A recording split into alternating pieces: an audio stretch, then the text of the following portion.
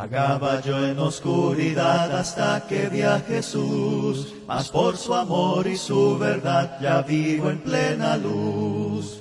Gozo y luz hay en mi alma hoy, gozo y luz hay, ya que salvo soy. Desde que a Jesús vi y a su lado fui, he sentido el gozo de su amor en mí. Muy buenas noches, estimados amigos y hermanos. Gracias por estar con nosotros una vez más en esta su lección, en su programa, disculpen, La Luz en mi Andar. Específicamente esta serie que hemos titulado Preguntas sobre la Iglesia del Nuevo Testamento. Antes de iniciar la clase vamos a hacer una oración. Padre nuestro que estás en el cielo, santificado y glorificado sea su santo y poderoso nombre. Venimos a usted primero pidiéndole disculpas por cualquier hecho que hemos cometido que empañe tu nombre, empañe tu palabra, empañe, oh Dios, tu misericordia. Queremos pedirle disculpas por si hemos pecado contra ti, Padre. También queremos suplicarle que usted nos bendiga durante el transcurso de este estudio, oh Dios, que sea de beneficio, que podamos aplicar todo lo que aprendamos hoy en nuestra vida, Padre, para que así nosotros podamos glorificar siempre tu nombre, Padre Celestial. Bendiga a todas las personas que sacan un momento de su tiempo para estudiar más acerca de su palabra. Bendiga también a las personas que están a cargo de esta situación de la pandemia, los doctores, los médicos, los enfermeras, los policías, los bomberos, todas las personas que están al frente en la primera línea de batalla, oh Dios. Gracias por todas las bendiciones que usted nos da y todo esto lo pedimos en el poderoso nombre de Cristo Jesús, nuestro Señor. Amén. Como ya lo hemos dicho, hemos estado abarcando en esta serie distintas preguntas que se hacen acerca de la iglesia del Nuevo Testamento. ¿Qué significa la palabra iglesia? ¿Cómo podemos distinguir la iglesia del Nuevo Testamento? ¿Hay algún modelo para la iglesia? ¿Cuándo es vinculante un ejemplo apostólico? Estas son preguntas que ya hemos respondido y si usted no las ha visto o no ha tenido el tiempo o se topó con nuestro canal en estas semanas o días anteriores y no ha tenido el tiempo para poder estudiar acerca de estas preguntas, le invitamos a que lo haga suscribiéndose a nuestro canal en Facebook, La Luz en mi Andar, también Instagram, también en YouTube tenemos La Luz en mi Andar y en Spotify también tenemos ciertos podcasts de temas que hemos tratado ya aquí en el programa. Sin más que decir, vamos a ingresar o a dar inicio a lo que es nuestra pregunta del día de hoy, la que contestaremos el día de hoy de la mejor manera posible. ¿Cuándo comenzó a existir la iglesia del Nuevo Testamento? Esa es la pregunta que hoy vamos a analizar. ¿Cuándo comenzó a existir la iglesia del Nuevo Testamento? Y es que, hermano, las fechas, los aniversarios, por así decirlo, son importantes. Nosotros celebramos el aniversario de boda, celebramos también el aniversario de noviazgo, si usted aún no está casado. También celebramos nuestro cumpleaños. Prácticamente todas las personas tenemos una fecha de inicio. Lo mismo sucedió con la institución que nosotros conocemos como la Iglesia del Señor. Ella tiene una fecha de inicio. La iglesia la fecha de nacimiento de la iglesia del Nuevo Testamento responde muchas preguntas y también aclara muchas dificultades las cuales se presentan en la actualidad acerca de qué debe practicar y qué no debe practicar la iglesia del Nuevo Testamento. La fecha tiene mucho que ver con la corrección o incorrección, o sea, lo que se debe y lo que no se debe practicar. Actividades o prácticas como la observancia del día de reposo. ¿Debemos nosotros observar o practicar el día de reposo? La quema de incienso. ¿Está permitido para nosotros los cristianos que quememos incienso? La adoración con instrumentos musicales. ¿Estoy yo autorizado para adorar con instrumentos musicales? ¿Debemos seguir nosotros a Juan el Bautista en vez de seguir a Jesús? ¿Debemos nosotros seguir el ejemplo del ladrón en la cruz en vez de seguir el ejemplo de los cristianos del Nuevo Testamento en Hechos capítulo 2, versículo 38 y versículo 41? ¿Qué es lo que nosotros debemos entender acerca de la iglesia del Nuevo Testamento? Lo primero que nosotros debemos entender es que la palabra iglesia o que la iglesia es el reino.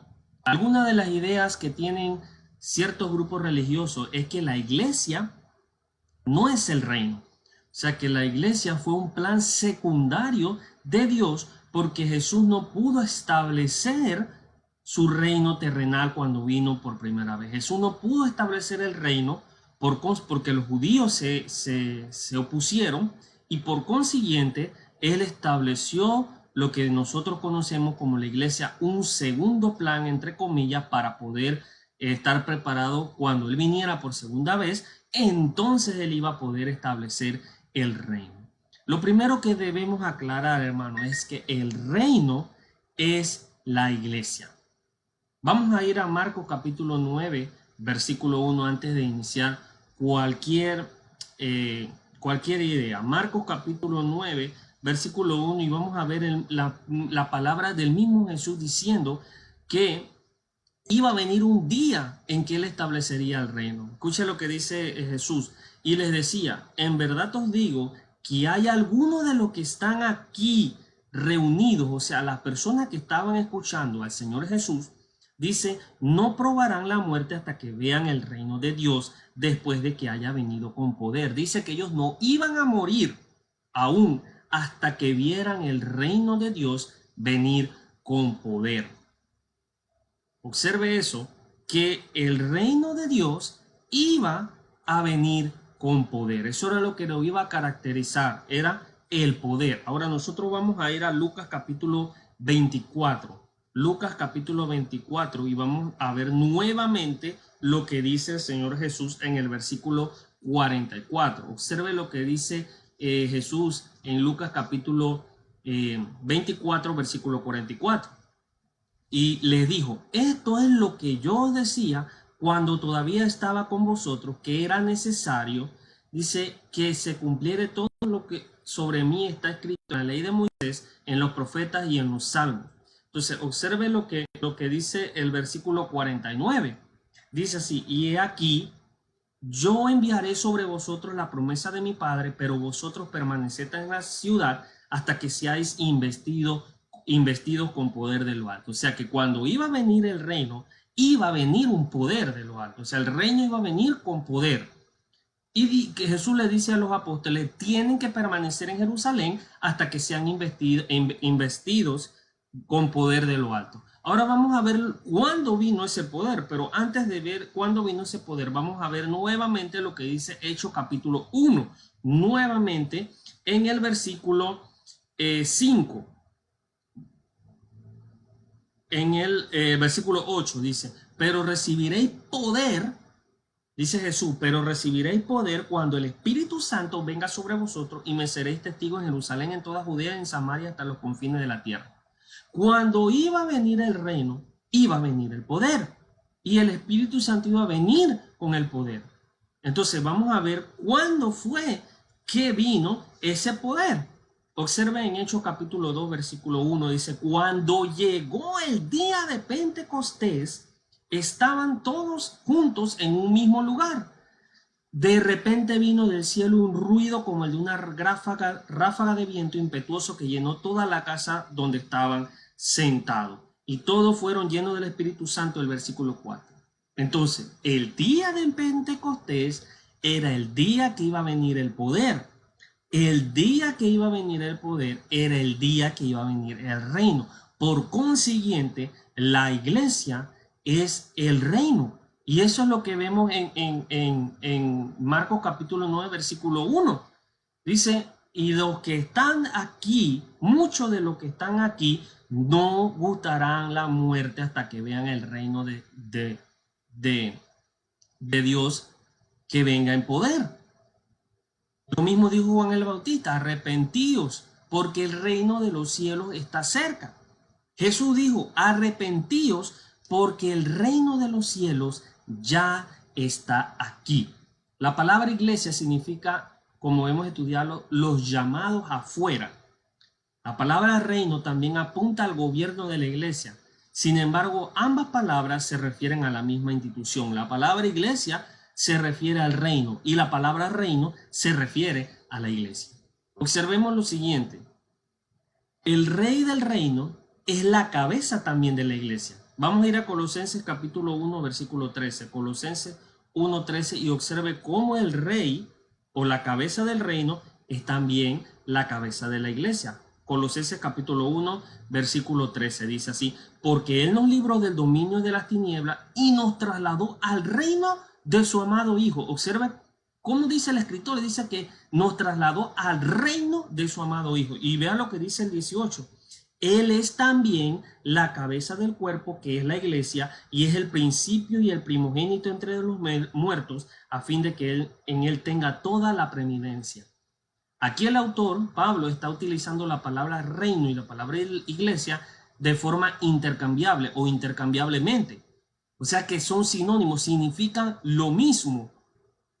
También la simiente del reino es la simiente de la iglesia. 1 Tesalonicenses capítulo 2, versículo 13 y 14. Vamos a ir a 1 Tesalonicenses 2, 13 al 14. Dice: por esto también nosotros sin cesar damos gracias a Dios de que cuando recibiste de nosotros la palabra del mensaje de Dios, la aceptasteis no como la palabra de hombre, sino como la que realmente es la palabra de Dios, la cual también hace su obra en vosotros. Pues vosotros, hermanos, viniste a ser imitadores de la iglesia de Dios de Cristo que están en Judea, porque también vosotros padeciste los mismos sufrimientos a mano de vuestros propios compatriotas, tal como padecieron los judíos. Y observe lo que dice Lucas capítulo 8, versículo 11. Lucas capítulo 8, versículo 11. Dice así: a vosotros se os ha concedido conocer los misterios del reino de Dios, pero a los demás les hablo en parábola, para que vean, no, para que viendo no vean, y para que oyendo no oyan. Dice, el misterio se le ha dado a conocer. La simiente del reino es la simiente de la iglesia.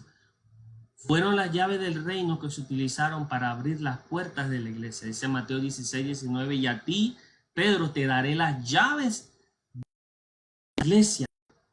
¿Qué ocurrió en Hechos capítulo 2, versículo 47? Dice, y el Señor añadía los que iban de ser salvos a la congregación, a la iglesia.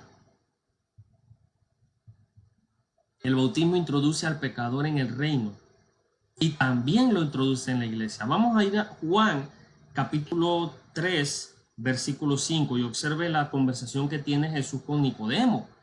Observe aquí, Juan capítulo 3, versículo 5. Dice así: en verdad os digo, dice, que el que no nace del agua y del espíritu no puede entrar en el reino de Dios. No puede entrar en el reino de Dios. 1 Corintios capítulo 12, versículo 13. Primera de Corintios, vamos a ir a Primera de Corintios, capítulo 12 y versículo 13. Dice así: pues por un mismo espíritu todos fuimos bautizados en un solo cuerpo, ya judíos o griegos, ya esclavos o libres, y a todos se nos dio a beber el mismo espíritu. Entonces, dice que todos fuimos añadidos a un mismo cuerpo. Eso quiere decir que el cuerpo es la iglesia es el reino. Entonces son sinónimos. La iglesia es lo mismo que el reino. No, la iglesia no es un segundo pensamiento de Dios que Jesús vino a establecer porque no pudo establecer el reino. No, la iglesia es el reino. El reino de Dios es indestructible y también lo es la iglesia. Hebreos capítulo 2, versículo 28 y Efesios capítulo 3, versículo 21. Existió un momento en el tiempo, un momento en el que las referencias de la iglesia fueron futuras. O sea, iba a venir un tiempo, iba a venir un momento en que se establecería un reino. Como dice Daniel, un reino que estaba sobre todos los reinos y que este reino no podía ser cortado y destruía y desmenuzaba a los demás, y este reino permanecería para siempre. Captando la idea de lo que nos dijo Daniel. Ahora, antes del establecimiento de la iglesia, en el día de Pentecostés, todas las referencias de la iglesia o el reino estaban en el futuro. Antes de Pentecostés, antes del año 33 después de Cristo, las referencias hacia la iglesia eran en el futuro.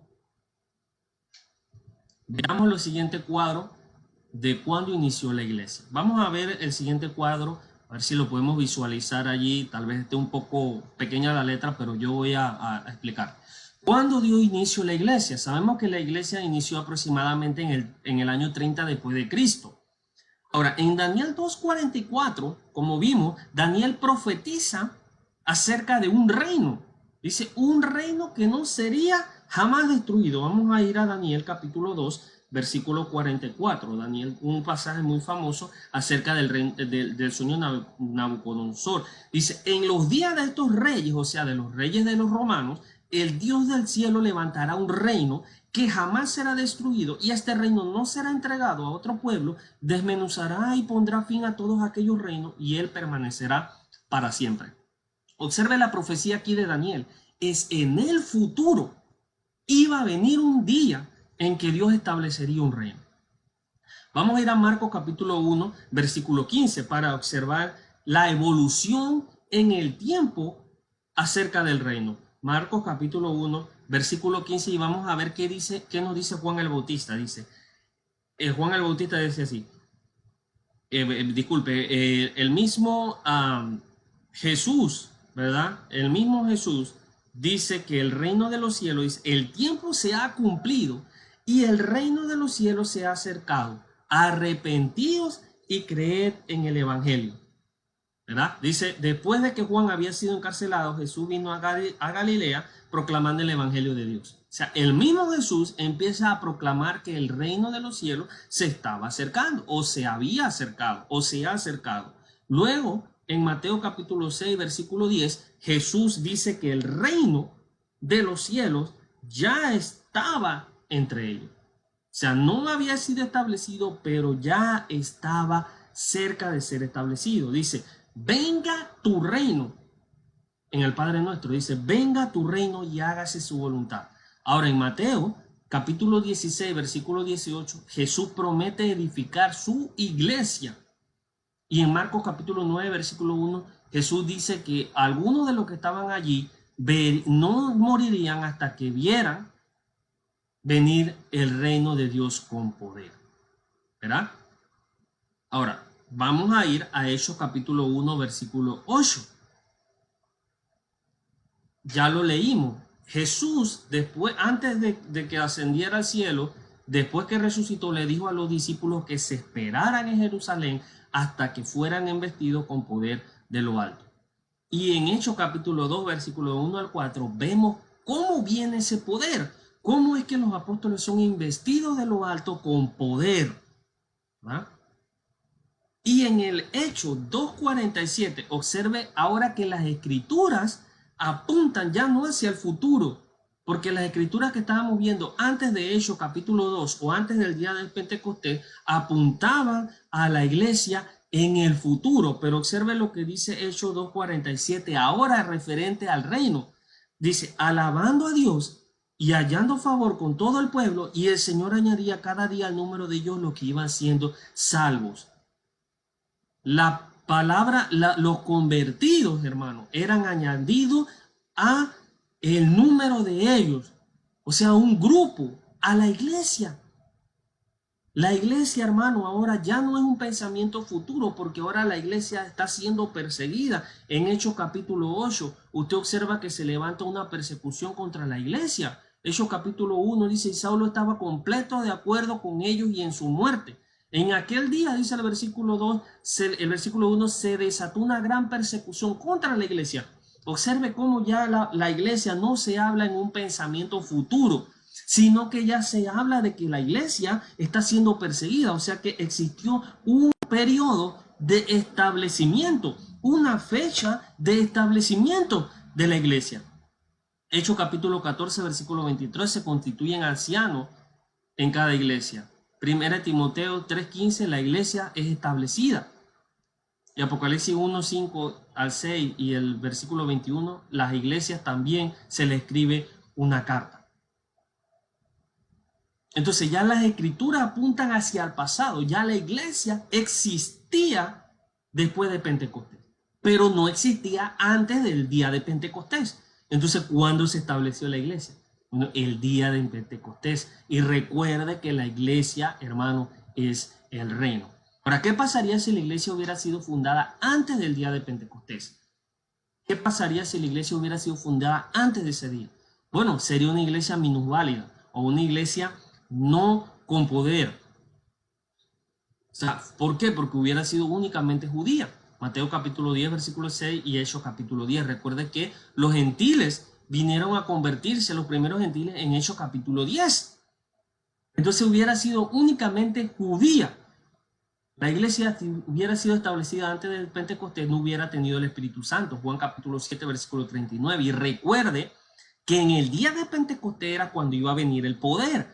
Y vino el poder y el Espíritu Santo vino con ese poder. O sea, vino el poder y la característica de que cuando iba a venir el Espíritu Santo era que iba a venir con poder.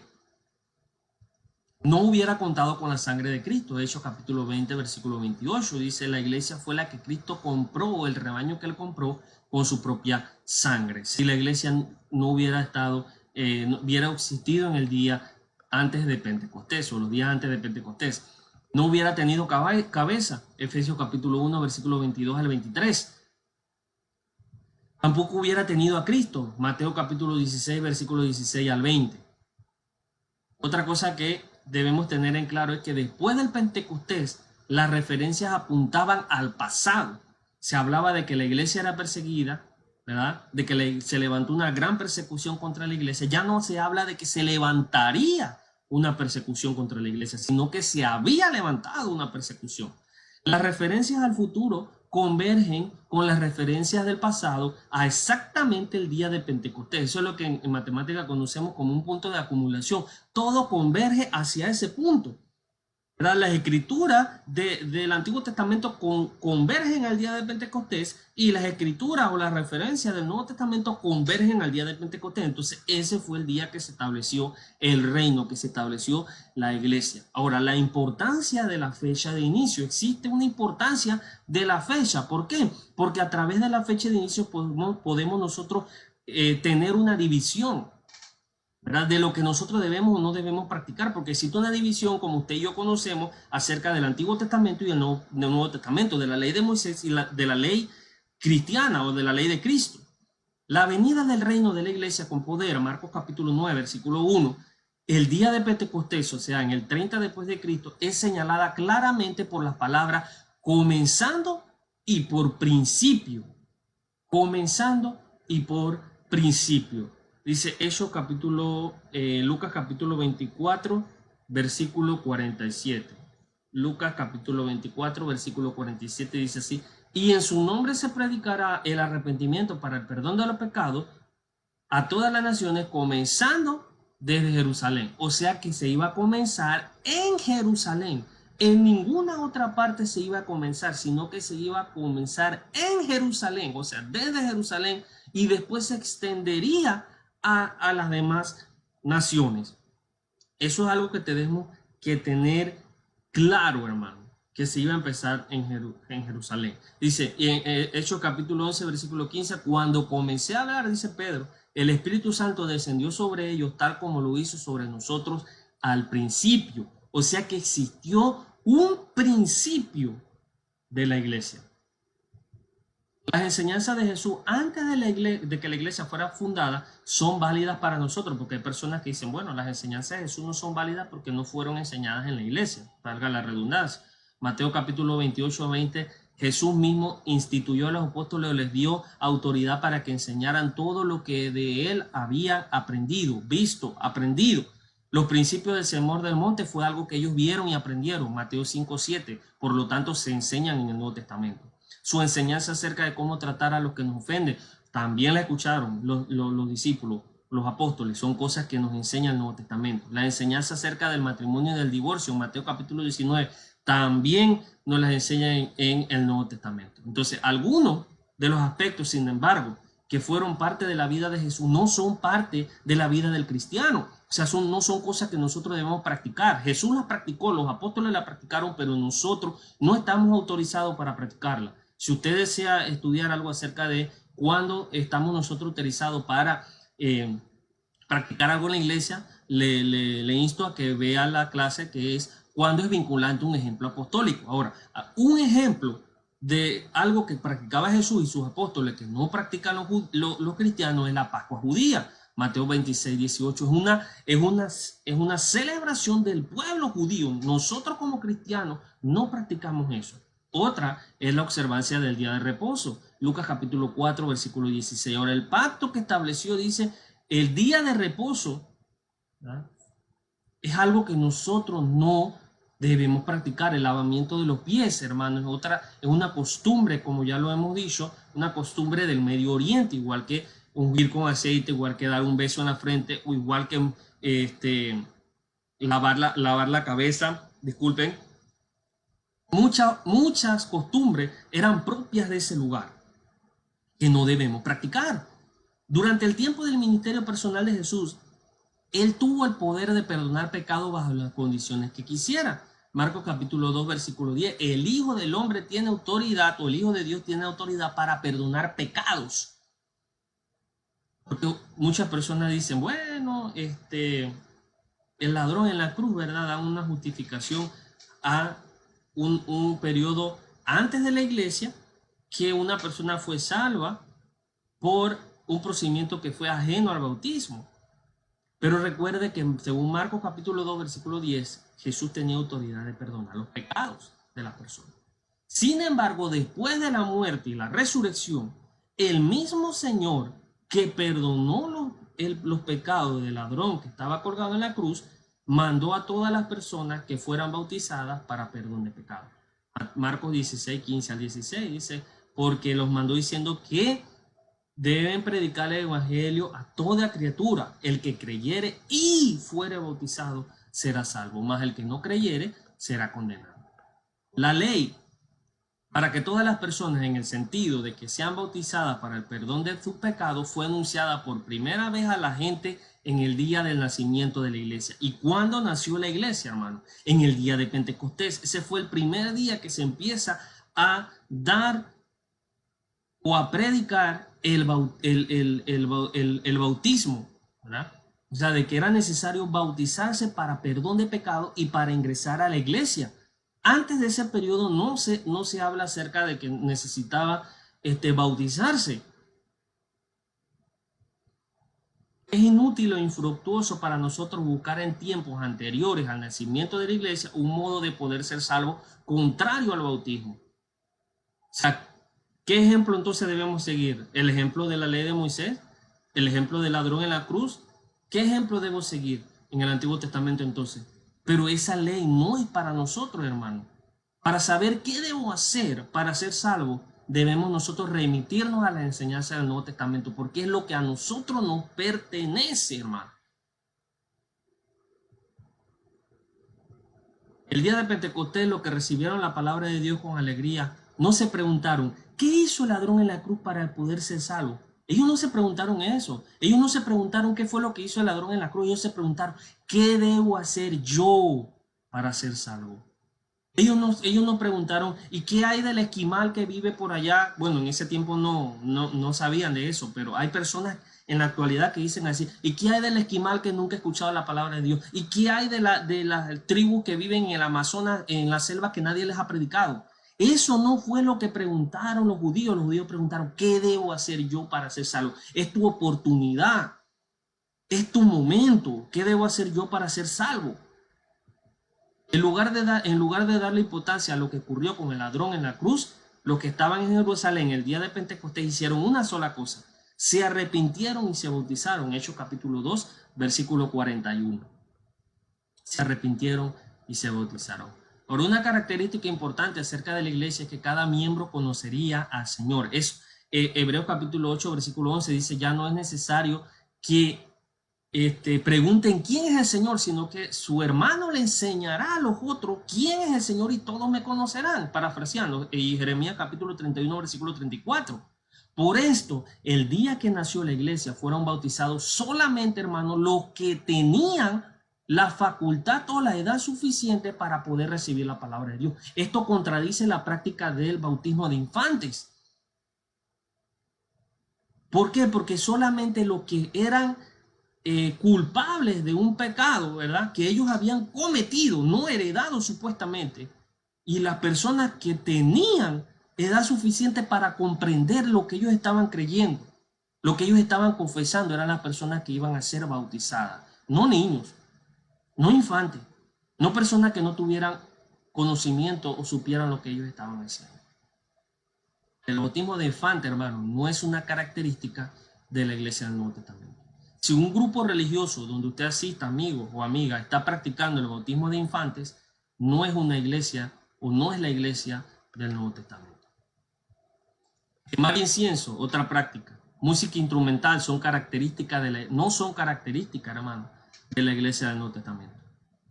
Usted no ve en la iglesia del Nuevo Testamento una quema de incienso.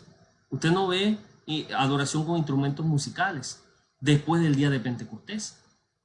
Pero el quemar incienso y tocar música instrumental era una práctica anterior al establecimiento de la iglesia. Sin embargo, los apóstoles, los que recibieron poder o autoridad por parte de Cristo para atar y desatar, Mateo 18, decidieron no traspasar esas prácticas, la de quemar incienso y la de adoración con instrumentos musicales, a la iglesia neotestamentaria. Ellos no pasaron esa práctica, la dejaron en el pasado. Muchos grupos religiosos vuelven a formar a la forma de adoración del Antiguo Testamento anterior al nacimiento de la iglesia y traen para ahora la adoración con instrumentos musicales, el quemar incienso. Éxodo capítulo 30, versículo 34-38, le dice a Moisés Dios cómo es que debe hacer el incienso. ¿Cuál es la fórmula para hacer el incienso? ¿Cuáles eran las especies que tenía que utilizar para hacer el incienso? La pregunta referente al incienso: ¿cómo sabemos qué proporción exacta de incienso debemos quemar? Porque si no sabemos qué proporción exacta de incienso que debemos quemar, estamos en problema. Porque Dios dijo que debían hacerlo con la proporción exacta y el incienso exacto o el adecuado para la adoración. No se podía utilizar un incienso inadecuado, porque si no iban a ser cortados del pueblo. ¿Alguien en nuestros días conoce la fórmula exacta del incienso que se debería usar? No, hermano, porque no fue necesario que se traspasara esa costumbre o esa práctica del Antiguo Testamento al Nuevo Testamento. Algunos grupos religiosos no queman incienso, pero sí adoran con instrumentos musicales. Pero Gálatas 3:10 dice: maldito todo aquel que no cumpliera todas las cosas que están establecidas en la ley. O sea que yo no quiero hacer sacrificios animales, ¿verdad? Porque yo me quiero aprovechar del sacrificio que hizo Cristo para el nuevo pacto. Pero sí sigo tomando cosas del antiguo pacto. Instrumentos musicales, danza, ¿verdad? Ungir con aceite. Pero no agarro incienso, ese no lo agarro porque no me conviene. ¿Cuál otro puedo agarrar aquí? Agarro el que me conviene, pero los que no me convienen los dejo y entonces agarro los del Nuevo Testamento. No agarro el sábado, ¿verdad? Muchos grupos religiosos, pero agarro el domingo. Entonces tienen un solo desorden porque no existe una fecha de inicio o una fecha donde hubo una transición del Antiguo Testamento al Nuevo Testamento. Hubo un cambio. Porque ahora ya no estamos en la época de la ley mosaica. Ahora estamos en la época de la ley o el cristianismo. Ahora la iglesia es el reino. Ya no existe cosa como un pueblo escogido por Dios o preferido de Dios como lo era Israel. Ahora existe un Israel espiritual. Si uno está consciente de la importancia del principio de la iglesia, el día de Pentecostés los problemas se resolverían, muchos de los problemas se resolverían de inmediato. ¿Por qué? Porque existe una fecha de inicio de la iglesia. No es a lo loco. Otros grupos religiosos ven la obra de Juan el Bautista y tratan de seguirlo.